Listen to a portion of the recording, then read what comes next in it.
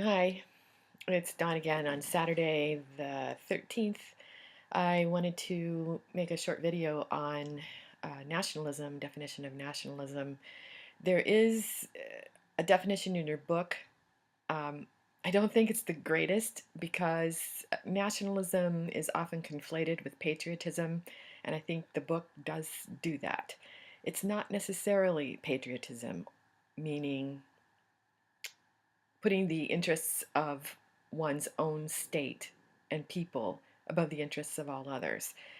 I think nationalism is better described as an ideology, a political ideology that says that the boundaries of the nation and the boundaries of the state should coincide. It's a norm.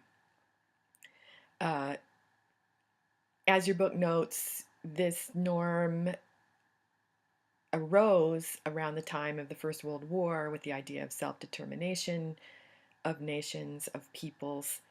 Uh, it's important to note, well, the idea there is that people have the right to determine what sort of government they have and who should rule over them. This is an anti-colonialist sort of stance.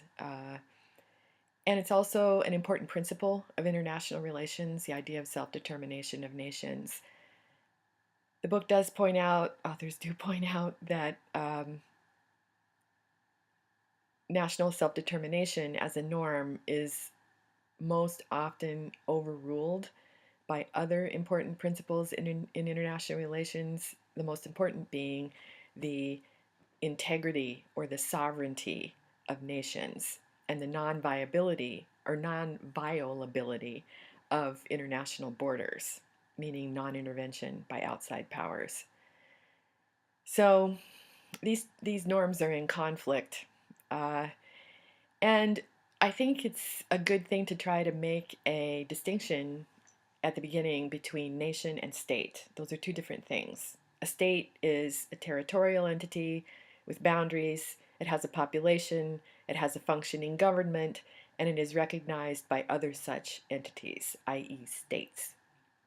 A nation, on the other hand, is a community whereby it's a large scale community whereby people feel themselves to be members of a people. It's a psychological and subjective kind of mm, entity. Uh, and a norm, as I said, established as a result of World War I, is a nation state. In other words, we talk about nation states, meaning that a people, a single people, forms a single community and they have their own state. Now, in the world as it exists, there are only about 10% of states that actually include only one nation. And there are island places like Iceland and Japan, even though Japan has a lot of important minorities that have moved in. Um, Most states are multinational, meaning they contain a people who think of themselves as a nation, or several groups that think of themselves as nations. They are multinational. Another really important point or to distinguish is between so-called civic nations and ethnic nations. So a civic nation is one like the United States. You often find it in other countries that are based on a lot of immigrants going into that territory, like Australia or Canada, where everyone born on the territory of that state is, regardless of ethnicity, a citizen of that state. And the nation is based on the idea of citizenship. So there may be multiple ethnic groups, as we see in the United States, in Canada, in Australia, whose historical bases are from other countries. So we see, for example, uh, Latino Americans, we see African Americans, we see Asian Americans, Native Americans. It's kind of a hyphenated identity, and yet all of these folks would have no trouble considering themselves to be Americans. And we have, the dominant white majority, or yeah, still a majority, but probably not for very long, see people who are citizens of the United States from different ethnic groups as citizens, and that they belong. Once they're citizens, they belong in the United States. This is very different from ethnic nations, which are based on um, a kind of memories of a single of a history that is in common. Often it's based on language, uh, on religion, and it is often based on territory, a certain territory that is seen as the homeland of the people.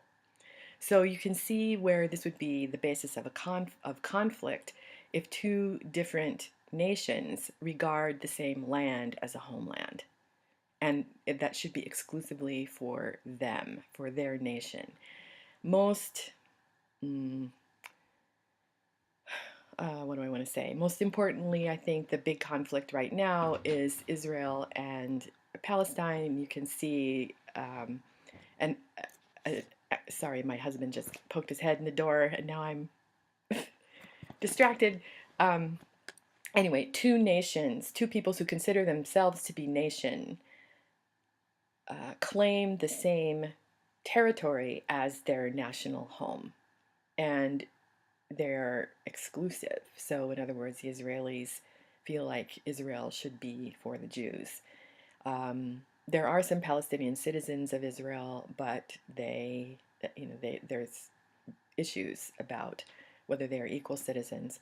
And also Palestinians, there have been many Arab groups plus Palestinians who regard Palestine as the homeland of the Palestinians, and that the Jews are interlopers and that they should be not be allowed to live there.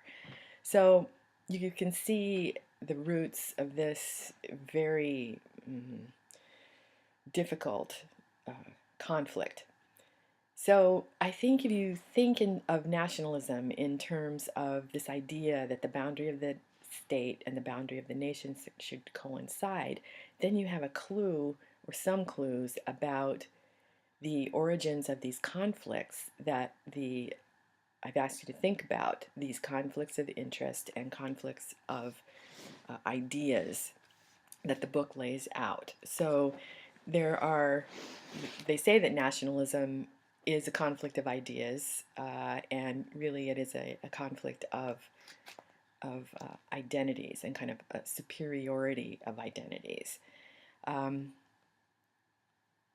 They also name in conflicts of ideas ethnic conflict, genocide, religious conflict, and ideological conflict. And I've asked you to think about the ways in which nationalism or the identity of a people as belonging to a certain nation may have something to do with all of these conflicts and how that might be the case. And similarly, with conflicts of interest, territorial disputes, control of governments, economic conflict, they often have nationalism bound up in them. So, again, taking Israel as an example, Israel in 1967 captured the Golan Heights from Syria. That's in the north of Israel.